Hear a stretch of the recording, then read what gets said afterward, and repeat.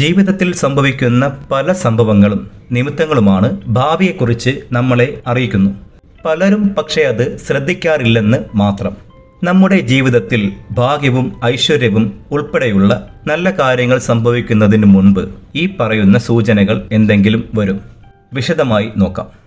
അവിചാരിതമായി അതിഭയങ്കരമായ കടബാധ്യത സംഭവിക്കുകയും നിമിഷ നേരം കൊണ്ട് അത് തീരുകയും ചെയ്ത അനുഭവങ്ങൾ ഈശ്വര കടാക്ഷത്തിന്റെ ലക്ഷണമാണ്.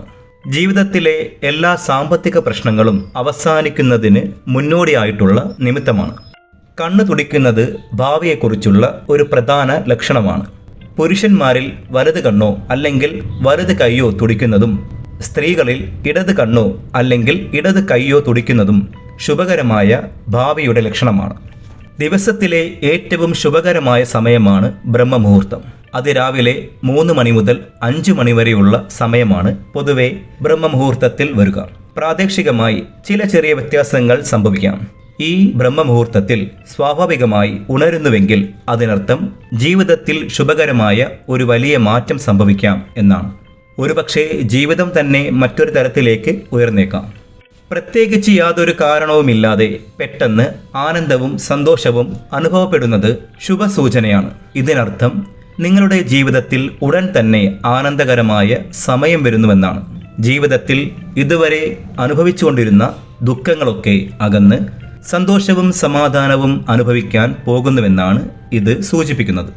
വീട്ടിലോ നിങ്ങൾക്കരികിലേക്കോ പതിവായി പുറമേ നിന്ന് ആരും നിർബന്ധിക്കാതെ പശു വരികയോ നിങ്ങളിൽ നിന്ന് ആഹാരം സ്വീകരിക്കുകയോ ചെയ്താൽ അത് മംഗളകരമായ ഒന്നാണ്.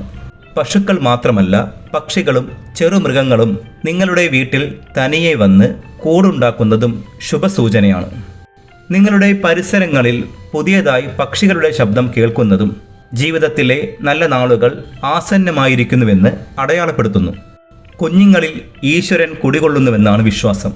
അതിനാൽ തന്നെ അവിചാരിതമായി നിങ്ങളിലേക്കോ കുടുംബത്തിലേക്കോ പതിവായി കുഞ്ഞുങ്ങളെത്തുകയോ അവർ അതിൽ സന്തോഷിക്കുകയോ നിങ്ങളോട് നല്ല കാര്യങ്ങൾ പറയാൻ ശ്രമിക്കുകയോ ചെയ്യുന്നത് ജീവിതത്തിൽ ഉടൻ തന്നെ ഗുണകരമായ ഫലങ്ങൾ പ്രദാനമാകും.